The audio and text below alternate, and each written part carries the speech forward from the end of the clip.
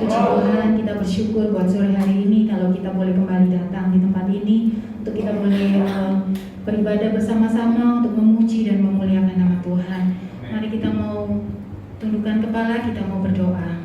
Bapa yang baik, terima kasih Tuhan buat kesempatan yang indah ini, buat kasih setia Tuhan, anugerah Tuhan, kebaikan Tuhan yang melimpah dalam hidup setiap kami Tuhan, sehingga kami boleh ada sampai saat ini. Kami mau datang kepadamu Tuhan, kami rindu menyenangkan hati Tuhan, kami mau naikkan pujian kami yang terbaik bagi Engkau malam hari ini Tuhan, dan kami percaya hanya hadirat-Mu, hanya kuasa-Mu yang hadir di tengah-tengah kami, dan kami percaya Engkau yang akan mengurapi setiap kami, Engkau yang akan memberkati setiap kami Bapa. Terima kasih Tuhan Yesus, juga untuk teman-teman kami yang mungkin masih dalam perjalanan, Tuhan hantarkan sertai mereka sampai ke tempat ini dengan selamat. Terima kasih Bapa, terima kasih Tuhan Yesus. Kami mau mulai ibadah kami sore hari ini hanya di dalam nama Tuhan Yesus Kristus. Haleluya. Haleluya. Hanya Engkaulah kerinduan kami Tuhan. Kami rindu untuk lebih lagi masuk dalam hadirat Tuhan. Kami rindu untuk lebih lagi bersekutu dengan-Mu ya Bapa. Katakan sama-sama. Ya Allah, Engkau kerinduanku, selalu ku cari wajah-Mu Tuhan, seperti tanah yang kering rindukan air. Demikianlah jiwaku rindu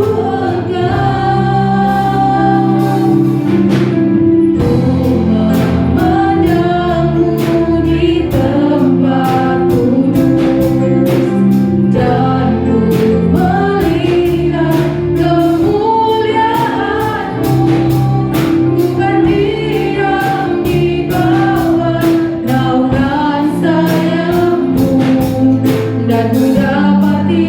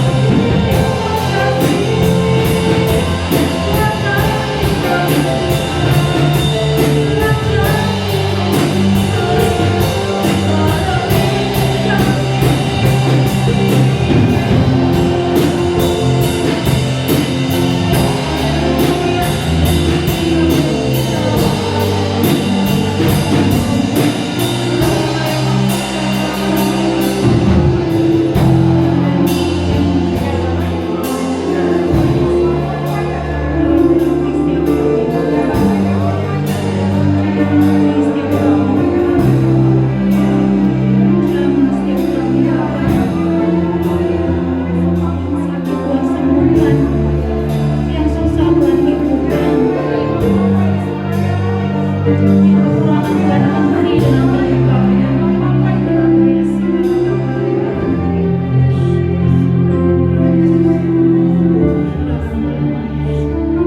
Terima kasih Tuhan Yesus. Terima kasih Bapa. Terima kasih Tuhan Yesus.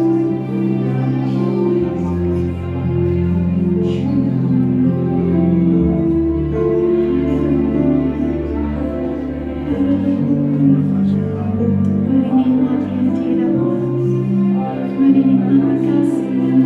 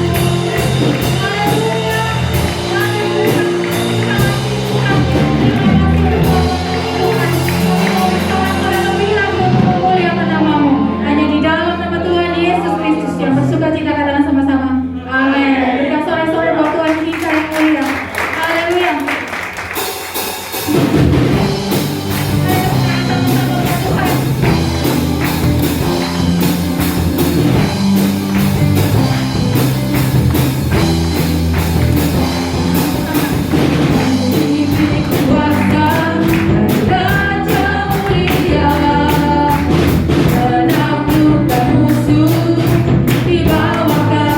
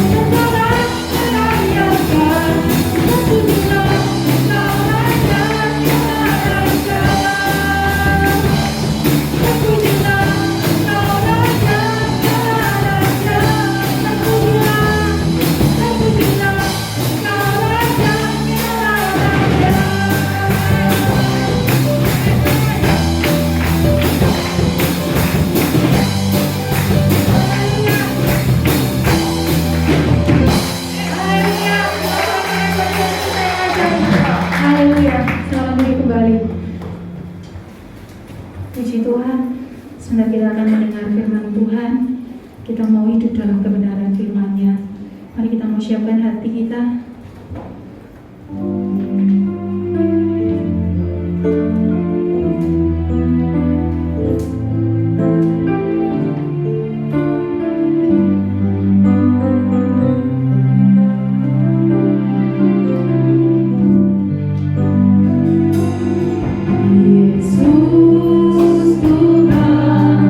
Mulialah namanya, Yesus Allah.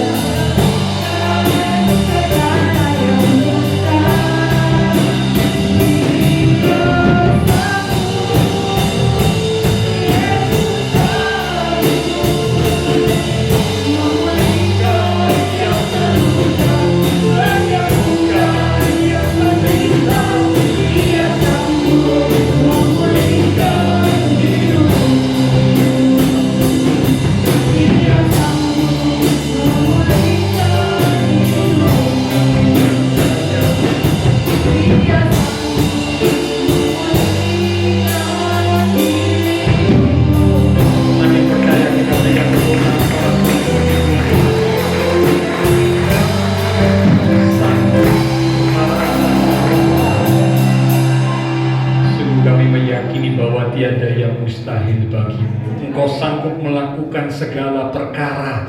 Engkau sanggup memulihkan hidup kami. Karena itu kami mau menyerahkan segenap hidup kami ke dalam tangan-Mu, Allah yang akan mengerjakan perkara-perkara yang ajaib dalam hidup kami, membentuk, memproses, dan mengubah hidup kami, sehingga hidup kami boleh menjadi semakin indah di hadapan Tuhan. Terima kasih buat kesempatan sore ini kami boleh datang di rumah Tuhan. Telah kami sampaikan puji-pujian kami dari hati yang sungguh mengasihi Tuhan. Dan kami yakin setiap pujian kami boleh menyenangkan hati Tuhan. Engkau hadir di tengah-tengah ibadah kami, bersemayam di atas pujian umat-Mu. Kami hargai, kami hormati kehadiran Tuhan. Kami buka hati kami lebih lagi, ambil sikap seperti Maria, untuk duduk diam di bawah kaki Tuhan, menerima firman kebenaran yang sangat kami perlukan. Karena itu mari urapi setiap kami ya Roh Kudus. Lembutkan hati kami, beri kami hati seorang hamba, telinga seorang murid, hati yang haus, hati yang rindu akan firman Tuhan. Sehingga ketika benih firman ditaburkan, sungguh boleh tertanam, berakar, bertumbuh dan berbuah dalam hidup kami. Hidup kami diubah, iman rohani kami semakin bertumbuh dewasa. Roh Kudus, urapi pula hamba-Mu yang terbatas. Taruh pikiran dan perkataan Kristus pada diri hamba-Mu. Bila Tuhan yang berkata-kata melalui mulut bibir hamba-Mu, sama pesan Tuhan bagi setiap kami saat ini, kami umat-umat Tuhan siap untuk menerimanya. Di dalam nama Tuhan Yesus Kristus, semua yang siap diberkati dengan firman Tuhan bersama kita berkata amin. Sekarang kembali Bapak Saudara ya. Shalom, puji Tuhan. Oke. Nah, hari ini kita akan sama-sama belajar kebenaran firman Tuhan, di mana judul perenungan firman Tuhan pada hari ini itu agak unik, misalnya ya. Mungkin nanti akan menimbulkan sebuah pertanyaan di hati Bapak Ibu Saudara, ya. Ini kenapa kok judulnya seperti ini? Ada apakah gerangan? Kok tidak masuk akal gitu ya? Oke, sekarang kita akan lihat apakah judul perenungan firman Tuhan hari ini. Judul perenungan firman Tuhan adalah menikmati penderitaan. Ya, sekali lagi, menikmati penderitaan. Nah, coba saudara merenung sejenak. Ini Pak Gembala pada salah ini ya. Kalau menikmati makanan yang enak, wah setuju. Menikmati keberhasilan, wah harus. Menikmati berkat Tuhan, yes. Tapi kalau menikmati penderitaan, nah ini jauh ya. Wah ini jangan-jangan keliru gitu ya. Jangan-jangan salah ini ya. Enggak salah jauh ya. Memang judulnya unik. Karena itu saya katakan di awal tadi judul perenungan firman Tuhan hari ini unik ya, aneh, tidak masuk akal ya, menikmati penderitaan. Nah, sebelum saya akan menjawab, saya akan lebih dahulu membaca ayat di Ayub pasal 14. Ayub pasal 14 di ayat yang pertama. Ayub 14 ayat yang pertama. Saya mengajak Bapak Ibu Saudara konsentrasi dari ayat-ayat yang akan kita baca, supaya akhirnya kita bisa menangkap dan mengerti kenapa sebagai umat Tuhan, Tuhan ingin supaya kita menikmati penderitaan. Oke, Ayub 14 ayat pertama. Manusia yang lahir dari perempuan, semua lahir dari perempuan ya. Ada yang lahir dari laki-laki, so. Wah kalau ada itu aneh so ya. Tidak masuk akal itu ya, karena laki-laki tidak pernah bisa mengandung dan melahirkan itu tidak bisa so ya. Manusia yang lahir dari perempuan dikatakan singkat umurnya dan penuh kegelisahan. Amin. Kata penuh kegelisahan dalam terjemahan lain itu dikatakan penuh penderitaan. Jadi gelisah di sini dalam arti karena ada penderitaan. Terjemahan yang lain lagi dalam Alkitab itu dikatakan berpuas-puas dengan kesukaran. Jadi saudara bayangkan ya, puas dengan kesukaran. Waduh, ya. berarti towo, saudaraku ya, full, penuh, ya, dengan apa? Penderitaan, kesukaran, kegelisahan. Jadi semua orang, siapapun dia, ketika ada di dunia ini, berarti suka tidak suka, siap tidak siap, akan mengalami penderitaan. Semua, tidak terkecuali siapapun dia. Kalau saudara baca dalam Alkitab, ya, semua tokoh-tokoh Alkitab, bahkan termasuk Tuhan Yesus, waktu ada di muka bumi mengalami apa? Penderitaan. Betul? Ada nggak saudara pernah baca tokoh Alkitab yang tidak pernah mengalami penderitaan? Kalau saudara baca dengan teliti, saudara baca dengan cermat, siapapun dia, semua pernah mengalami penderitaan, termasuk Tuhan Yesus. Dan penderitaan Tuhan Yesus itu paling top, paling puncak, paling hebat penderitaannya. Karena apa? Mati di atas kayu salib. Ya. Jadi kalau sekarang kita tahu semua orang, kata semua orang berarti Bapak Ibu Saudara dan saya termasuk di dalamnya atau tidak? Termasuk. Harus mengalami penderitaan. Maka kita harus menyiapkan diri kita. Kalau lagi mengalami penderitaan, kita harus menyiapkan diri kita. Ya, kalau hari ini mungkin belum mengalami penderitaan, puji Tuhan, tapi pasti akan mengalami. Semua akan mengalami penderitaan. Siapkan diri kita, ya. Nah, bicara tentang penderitaan, di Alkitab dikatakan penderitaan itu disebabkan karena dua hal. Secara garis besar ya, umat Tuhan menderita itu karena dua hal. Yang pertama, umat Tuhan menderita karena dosa. Ada orang yang menderita karena salah, karena dosa dia menderita, dihukum, kena akibat, karena salah, karena berdosa, karena melakukan yang tidak benar.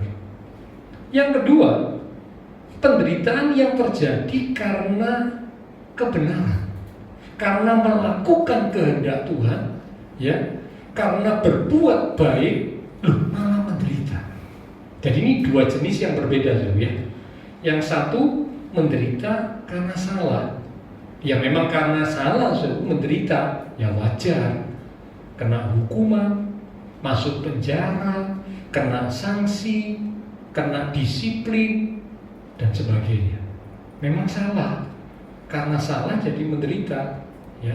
Yang kedua, menderitanya karena kebenaran, menderitanya karena melakukan kehendak Tuhan, menderitanya karena melakukan perbuatan baik. Ayo kita lihat ayatnya.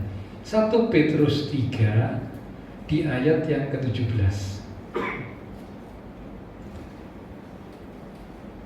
1 Petrus 3 di ayat yang ke-17.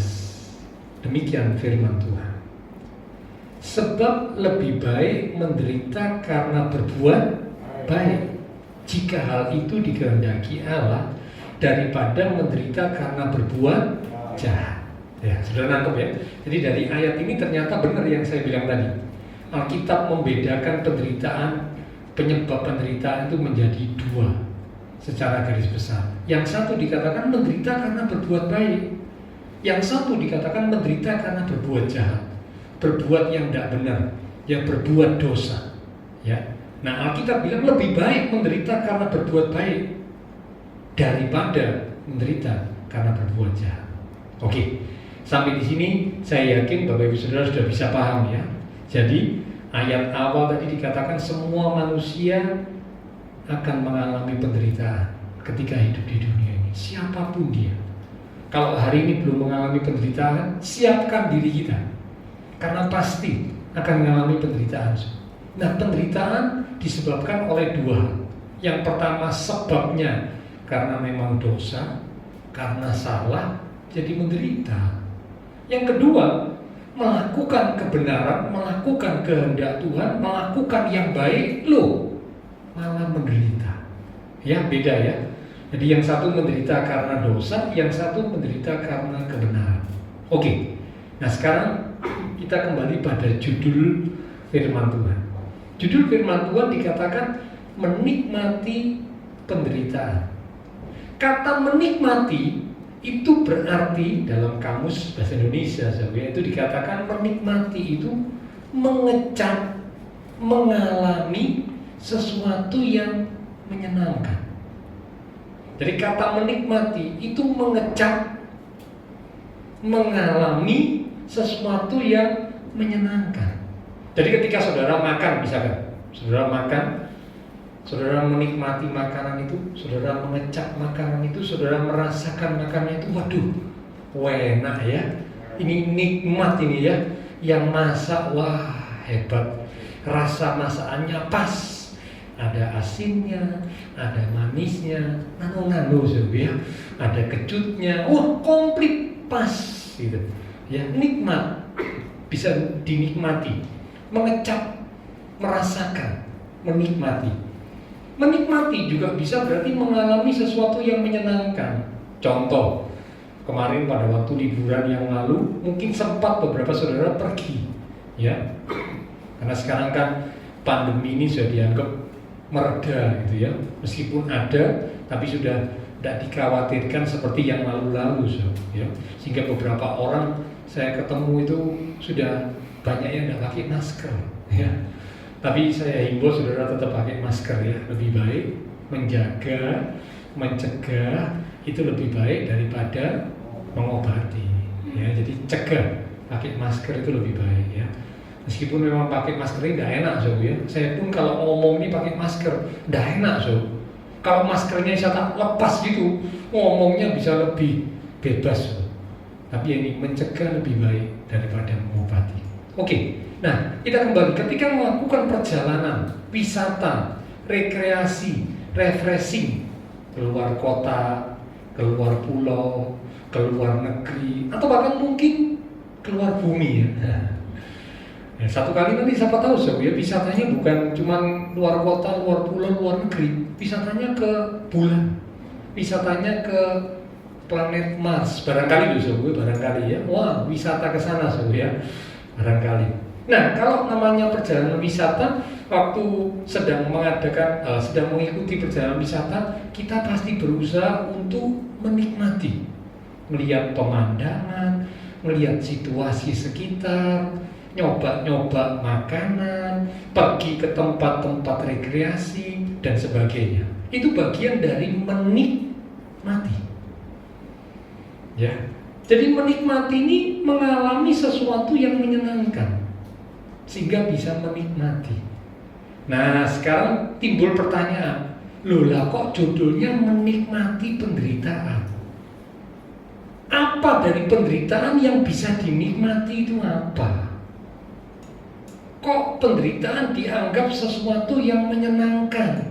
Wah, ya enggak lah Pak. Penderitaan pasti bukan sesuatu yang menyenangkan. Ya, lah kok dikatakan menikmati penderitaan? Ya, aneh, tidak masuk akal. Tapi mari sekarang kita akan lihat firman Tuhan. Dengan pengertian ini saya berharap Bapak Ibu Saudara bersama dengan saya, kita mau belajar dalam hidup ini menikmati penderitaan. Saya pun masih belajar ya, karena menikmati penderitaan itu nanti kalau kita lihat tidak gampang. Menikmati makanan gampang, menikmati berkat gampang, menikmati kesuksesan gampang, tapi menikmati penderitaan tidak gampang. Orang Israel begitu mengalami penderitaan, yang terjadi apa? Mereka bersungut-sungut, kecewa, marah, berontak kepada Tuhan. Mengapa? Karena mereka tidak bisa menikmati penderitaan. Bagi mereka penderitaan itu tidak diharapkan terjadi. Itu sebabnya berulang kali bangsa Israel bersungut-sungut, marah, kecewa, protes, memberontak kepada Tuhan. Karena mereka tidak bisa menikmati penderitaan. Nah, sekarang kita lihat ya. Di bagian yang pertama dari penyebab penderitaan dikatakan menderita karena dosa.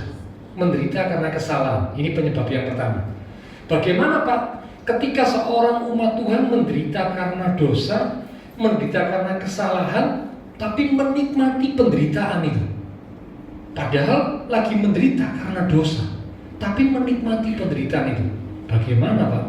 Caranya bagaimana? Apa sebabnya? Ada apa di baliknya? Kok bisa menikmati penderitaan karena dosa? Kita buka ayatnya Ibrani 12, ayat yang ke-5 sampai dengan ayat yang ke-11. Saya bacakan, saudara mengikuti ya. Ibrani 12 ayat 5 mulai. Dan sudah lupakah kamu akan nasihat yang berbicara kepada kamu seperti kepada anak-anak? Hai anakku, janganlah anggap enteng didikan Tuhan, dan janganlah putus asa apabila engkau diperingatkannya. 6. Karena Tuhan menghajar. Menghajar ini dihajar berarti menderita, ya. Tuhan menghajar, Tuhan memukul orang yang dikasihinya, dan ia menyesah, mendisiplin, membuat jadi menderita orang yang diakuinya sebagai anak. Jika kamu harus menanggung ganjaran, Allah memperlakukan kamu seperti anak. Di manakah terdapat anak yang tidak dihajar oleh ayahnya? Tetapi jikalau kamu bebas dari ganjaran, bebas dari didikan, bebas dari penderitaan yang harus diderita setiap orang, maka kamu bukanlah anak, tetapi anak-anak gampang. Ada yang menerjemahkan anak-anak pungut, ya, bukan anak betulan. 9. Selanjutnya dari ayah kita yang sebenarnya, kita beroleh ganjaran dan mereka kita hormati. Kalau demikian, bukankah kita harus lebih taat kepada Bapa segala roh supaya kita boleh hidup? 10. Sebab mereka di sini adalah orang tua, mendidik kita dalam waktu yang pendek sesuai dengan apa yang mereka anggap baik. Tetapi Dia, Tuhan, menghajar kita, mendisiplin kita untuk kebaikan kita, supaya kita beroleh bagian dalam kekudusannya. Memang tiap-tiap ganjaran, didikan, hajaran pada waktu ia diberikan tidak mendatangkan sukacita, tetapi duka cita. Tetapi kemudian ia menghasilkan buah kebenaran yang memberikan damai kepada mereka yang dilatih. Oke. Nah, kalau saudara cermati dari ayat-ayat di Ibrani 12 ini, maka ada 3 hal yang menjadi alasan. 3 hal di balik penderitaan yang karena dosa, karena salah, tapi bisa menikmati penderitaan itu. Ya, jadi sekali lagi dari ayat-ayat di Ibrani 12 ayat 5 sampai 11 ada 3 hal ya yang kita akan temukan nanti ya yang menjadi alasan. Kalau kita mengerti alasan ini, di balik penderitaan ternyata kita bisa menikmati penderitaan karena dosa ini ya. Kalau kita mengerti 3 hal ini. Yang pertama, menderita karena dosa ya itu bisa dinikmati karena ternyata yang pertama, penderitaan itu tanda dicintai Tuhan dan diakui sebagai anak. Jadi ketika umat Tuhan salah, umat Tuhan berdosa, dipukul. Nah kalau dipukul itu menderita, sakit. Namanya dipukul ya, pasti sakit lah. Ya. Nah, ketika umat Tuhan dipukul karena salah, karena dosa, ya, mengalami penderitaan, tapi ternyata Alkitab berkata itu sebuah bukti, sebuah tanda Tuhan itu cinta. Tuhan itu mengakui sebagai anak. Kalau Tuhan tidak cinta, dilepas. Salah, dilepas, terserah. Tuhan tidak cinta, salah, tidak dihajar, enggak, ya. Tuhan ngakui sebagai anak, salah, dipukul. Kalau bukan anak, dilepas. Tapi karena anak, Tuhan ngakui sebagai anak, salah, dipukul, dihajar, jadi menderita. Ya, tapi ternyata sekarang kita tahu tanda atau bukti dicintai Tuhan, diakui sebagai anak oleh Tuhan. Nah, kalau Bapak Ibu Saudara saya bisa ngerti hal ini dengan baik, mencamkan ini, menyimpan ini dalam hati kita. Waktu kita salah, dipukul, bisa menikmati, bisa. Karena apa? Oh, saya dipukul oleh Tuhan. Ini berarti Tuhan cinta sama saya. Ini berarti saya ini diakui oleh Tuhan sebagai anaknya. Maka saudara bisa menikmati, bukan menikmati penderitaannya sendiri, tapi menikmati saudara dicintai Tuhan lewat penderitaan. Menikmati saudara diakui oleh Tuhan sebagai anak lewat penderitaan. Nangkep saudara ya? Jadi ini yang pertama ya. Kalau umat Tuhan tidak ngerti ini, tidak akan bisa berkata menikmati penderitaan. Tidak masuk akal itu. Tapi ternyata ketika kita ngerti hal ini, kita bisa menikmati penderitaannya. Bukan menikmati penderitaannya itu sendiri, bukan. Tapi menikmati hal yang ada di balik penderitaan. Yang pertama, karena dikatakan Tuhan cinta, kita diakui sebagai anak. Yang kedua sekarang, ini masih tetap penderitaan karena dosa ya. Yang kedua, di ayat yang ke-11 dikatakan penderitaan, hajaran, didikan, ganjaran itu akan menghasilkan buah kebenaran. Orang yang salah oleh Tuhan dipukul, dihajar, jadi menderita. Supaya apa? Dikatakan bertobat, kembali ke kebenaran, kembali ke jalan Tuhan, kembali ke kehendak Tuhan.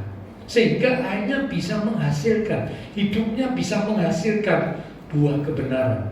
Dan kalau ada buah kebenaran dikatakan akan memberikan damai. Itu di ayat yang ke-11 dari Ibrani 12 ya. Menghasilkan buah kebenaran yang memberikan damai. Yesaya 32 ayat 17, saudara tulis saja ya.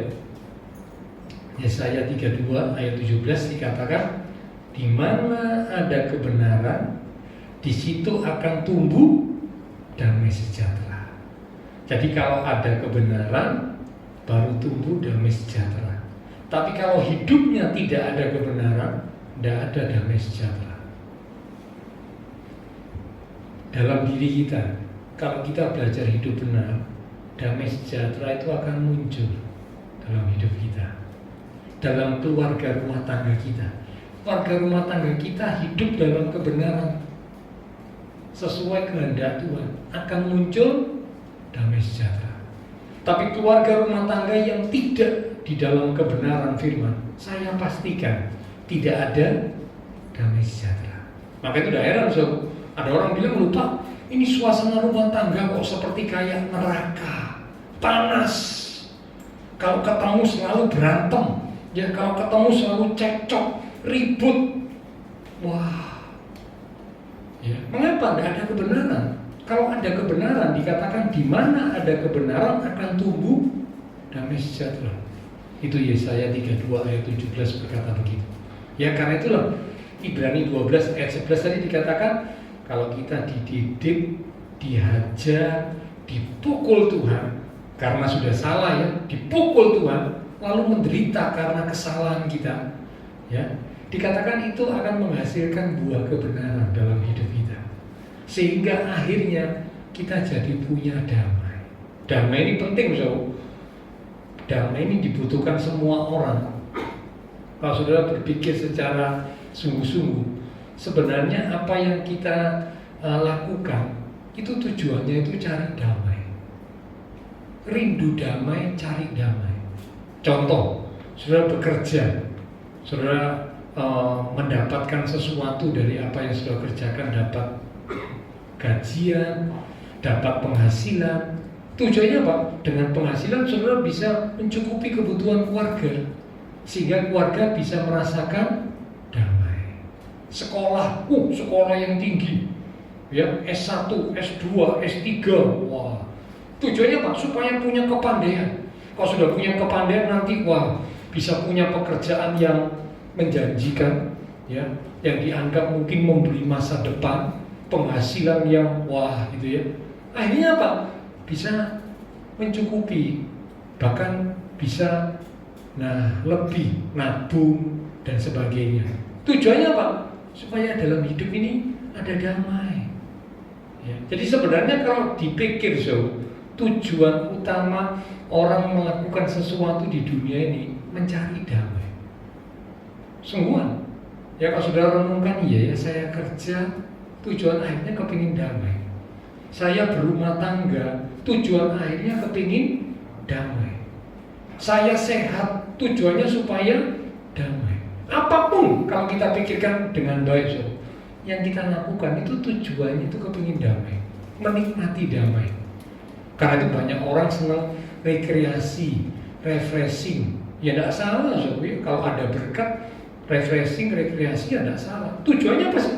Refreshing, rekreasi, jalan-jalan, melihat pemandangan di sekitar dan sebagainya, memberikan satu rasa senang, rasa damai, ya, karena memang itu keinginan manusia, dikejar manusia. Tapi damai yang dari dunia itu sifatnya sementara. Saudara kalau senang di dunia ini selalu sifatnya itu sementara. Jalan-jalan senang, paling senangnya seminggu, 2 minggu, 3 minggu, 1 bulan. Bisa saudara jalan-jalan lalu membuat saudara senang sampai 1 tahun? Nggak bisa.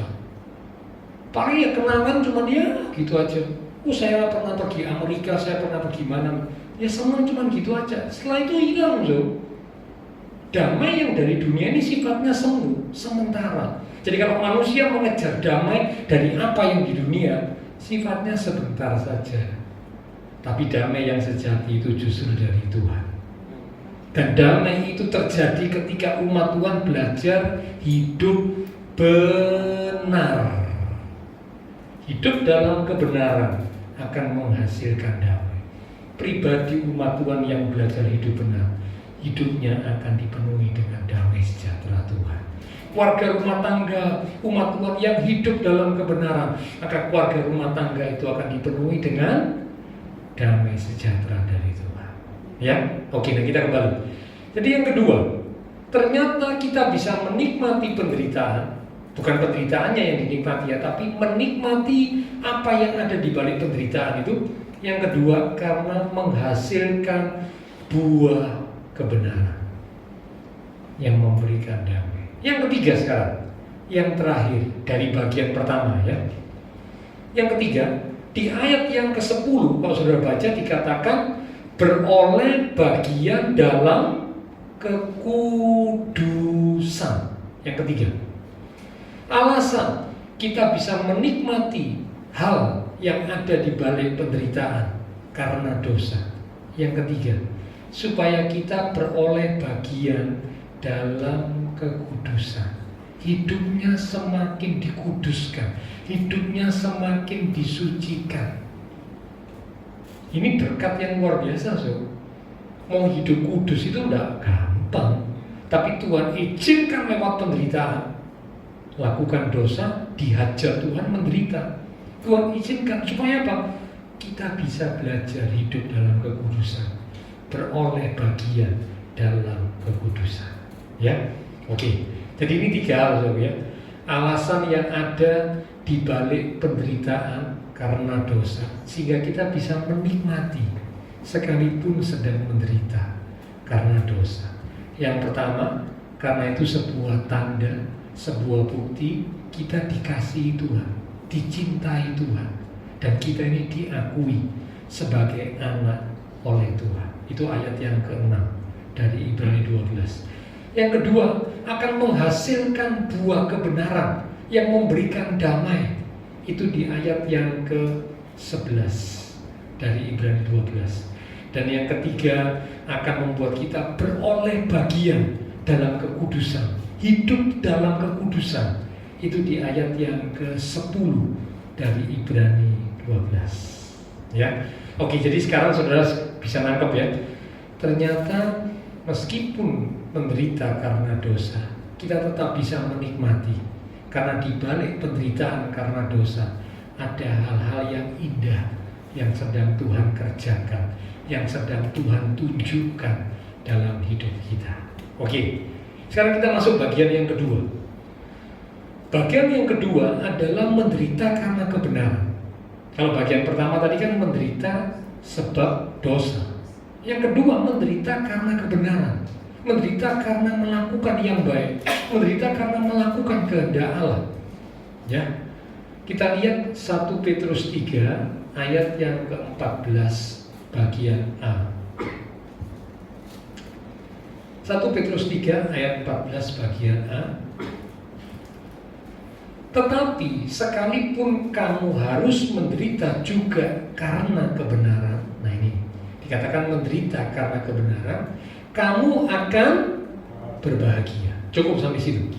Tetapi sekalipun kamu harus menderita juga karena kebenaran, kamu akan berbahagia. Terjemahan yang lain, kata kamu akan berbahagia itu dikatakan kamu akan diberkati, kamu akan beruntung. Wah, luar biasa saudara. Jadi ketika seorang umat Tuhan menderita karena kebenaran, dikatakan umat Tuhan itu akan berbahagia, umat Tuhan itu akan diberkati, umat Tuhan itu akan beruntung. Nah, kalau kita ngerti hal ini, kita percaya hal ini, maka kita akan bisa menikmati penderitaan yang terjadi karena kebenaran, penderitaan karena Tuhan. Oke, nah sekarang kita lihat ada 4 alasan di balik penderitaan karena kebenaran sehingga membuat kita bisa menikmati penderitaan.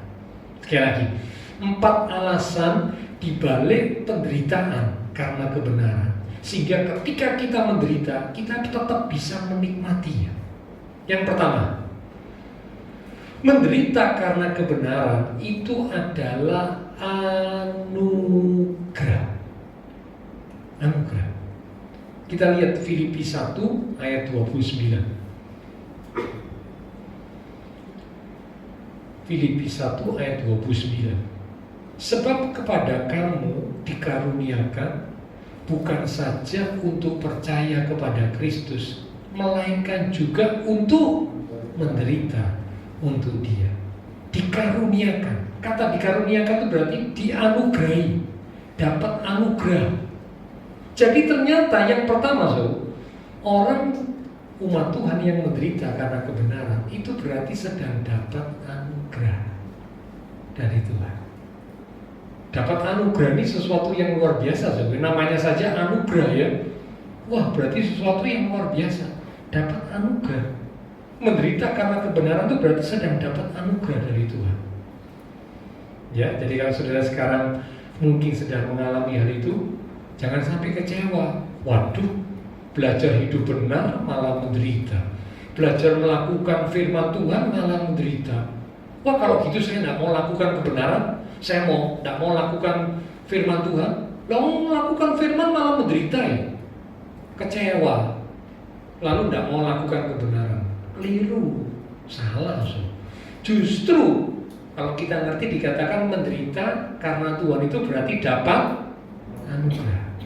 Ya, tanamkan di hati pikiran kita, kalau diizinkan Tuhan mengalami penderitaan karena kebenaran firman, kita itu sedang dapat anugerah dari Tuhan. Yang kedua, ya, orang yang menderita karena kebenaran itu berarti roh Allah, roh kemuliaan ada dalam hidup kita. Ketika kita sedang menderita karena kebenaran, itu berarti roh Allah, roh kemuliaan ada dalam hidup kita. Mari lihat ayatnya, 1 Petrus 4 ayat yang ke-14. 1 Petrus 4 ayat yang ke-14. Berbahagialah kamu jika kamu dinista karena nama Kristus, sebab roh kemuliaan, yaitu roh Allah, ada padamu. Jadi ternyata waktu Bapak Ibu Saudara dan saya sedang menderita karena kebenaran, menderita karena Tuhan, itu dikatakan roh Allah, roh kemuliaan itu ada dalam diri kita. Ya, wah luar biasa so. Kalau roh Allah ada dalam diri kita, berarti diri kita ini dikuasai roh Allah, dipimpin roh Allah yang akan membawa kita kepada kemuliaan. Dipimpin roh Allah, dikuasai roh Allah, sehingga akan membawa kita kepada kemuliaan. Itu terjadi ketika kita mengalami penderitaan sebab kebenaran, sebab melakukan kehendak Tuhan. Oke, sekarang yang ketiga, ya. Orang yang menderita karena kebenaran itu dikatakan firman Tuhan berkenan di hadapan Allah. Berkenan di hadapan Allah. Mari lihat ayatnya, 1 Petrus 2 ayat yang ke-20. 1 Petrus 2 ayat yang ke-20. Sebab dapatkah disebut pujian jika kamu menderita pukulan karena kamu berbuat dosa? Tetapi jika kamu berbuat baik, berbuat benar, dan karena itu kamu harus menderita, maka itu adalah kasih karunia pada Allah.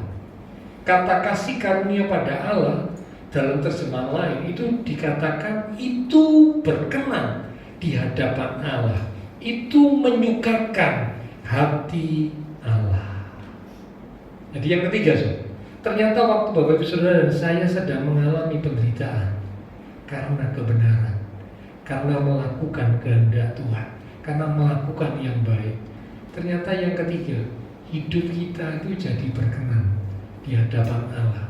Hidup kita itu jadi menyukakan hati Tuhan. Bukankah kita rindu untuk hidup kita menyenangkan hati Tuhan? Satu pujian dikatakan menyenangkanmu, senangkanmu. Bagaimana caranya? Ya ini, ketika kita mengalami penderitaan karena Tuhan, penderitaan karena melakukan kehendak Tuhan, penderitaan karena melakukan yang benar, itu hidup kita berkenan di hadapan Tuhan, menyenangkan hati Tuhan. Ya, yang keempat sekarang, yang terakhir, ini benar-benar yang terakhir, ya. Di Ibrani 11 ayat 24, Ibrani 11 pada ayat yang ke-24 mulai sampai 26.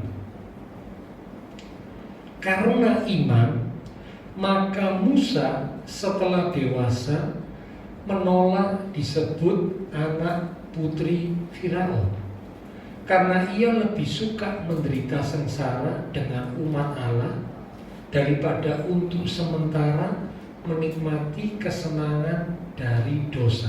Cukup sampai situ dulu, jangan ditutup saudara.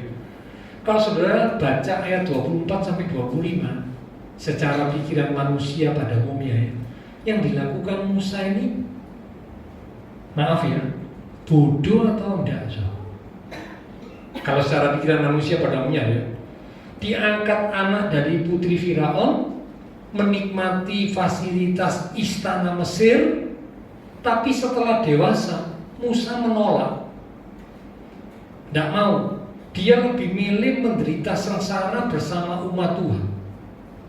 Kalau dengan pikiran manusia pada umumnya, ini tindakan yang bodoh. Bodoh so, lalu bisa nikmati fasilitas istana kok ditinggal. Nah sekarang beberapa banyak orang kepingin nikmati fasilitas yang tinggi-tinggi, yang hebat-hebat. Betul lah? Fasilitas istana, fasilitas bintang 5, ya. Ada lagi fasilitas bintang 7. Sudah belum tahu tuh bintang 7? Bintang 7 itu hotel yang bikin pusing, itu penjara. Bintang 7, bintang 7 itu kan bikin pusing. Ya. Banyak orang kepingin dapat fasilitas yang hebat-hebat. Ini Musa sudah punya.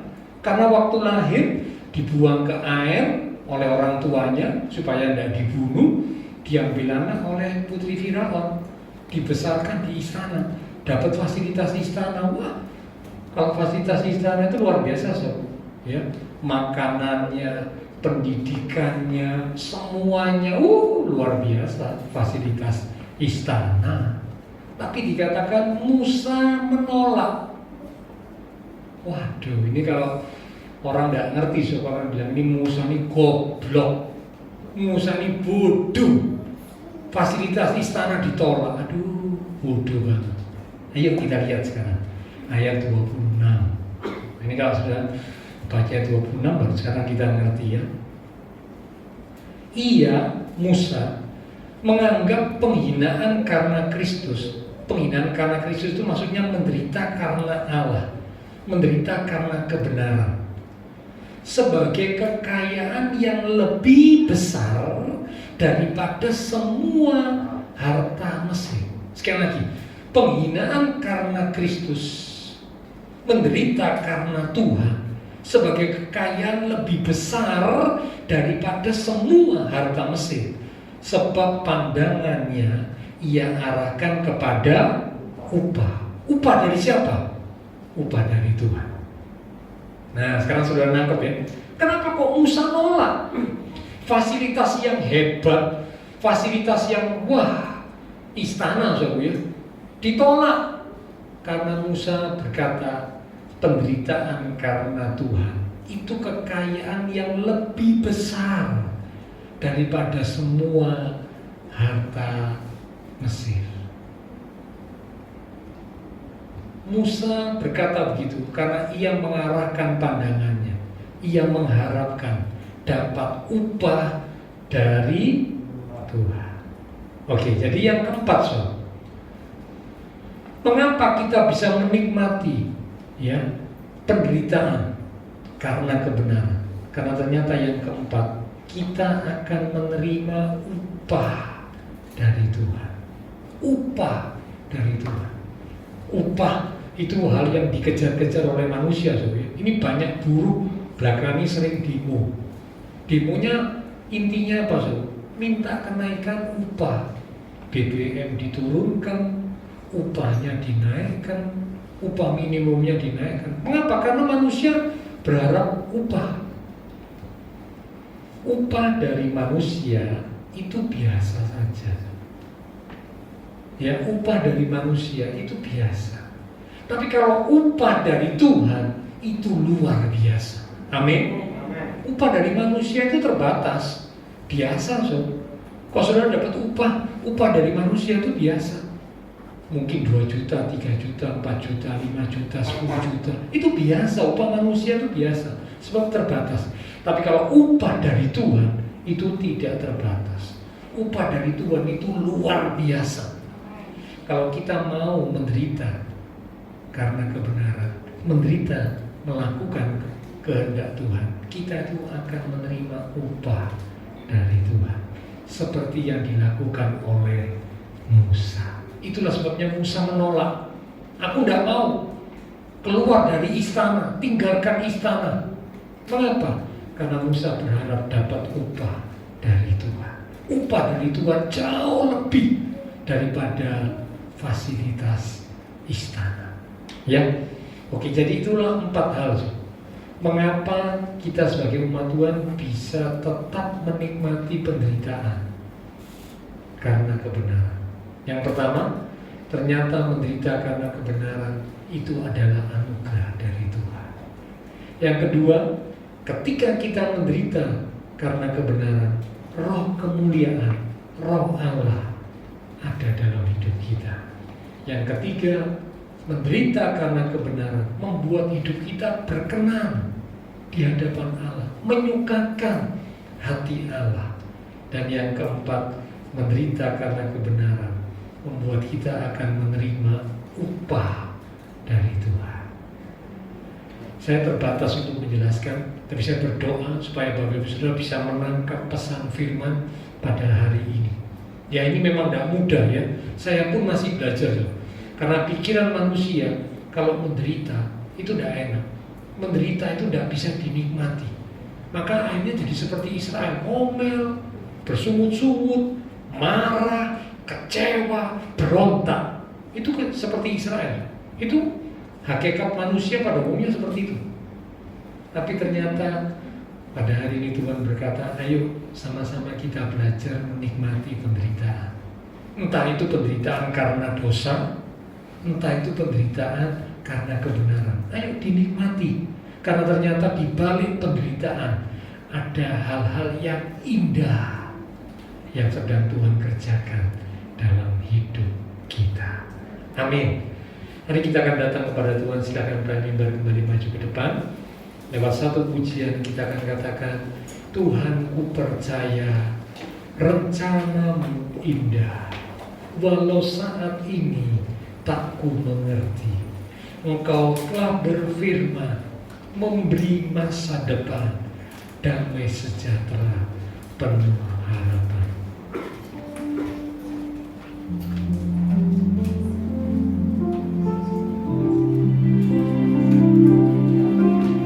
Tuhan, ku percaya rencanamu indah, walau saat ini tak ku mengerti.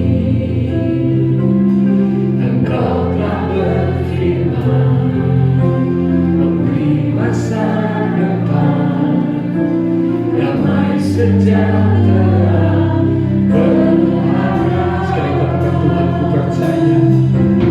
Tuhan, ku percaya rencanamu indah, walau saat ini tak ku mengerti. Engkau telah berfirman, memberi masa depan, damai sejahtera, penuh harapan.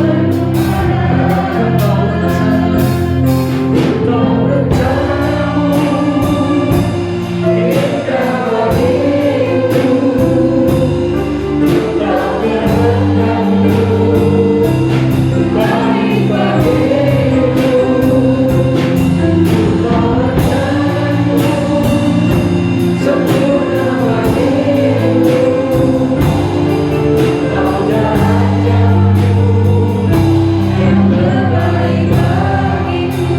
Mari coba Tuhan sendiri katakan, Tuhan, aku percaya.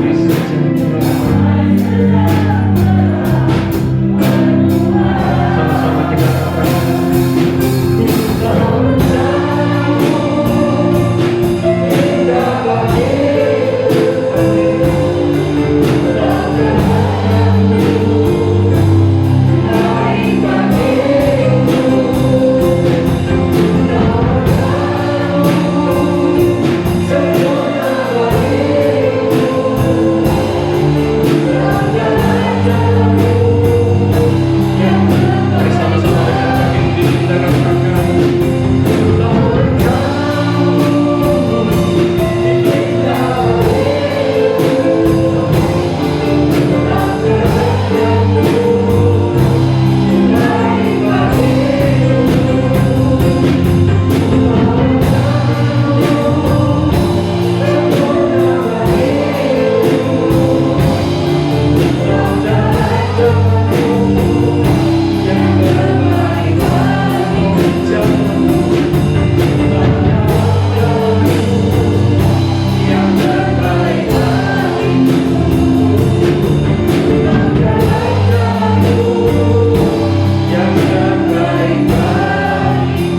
mari yang setuju kita berikan tepuk tangan selalu.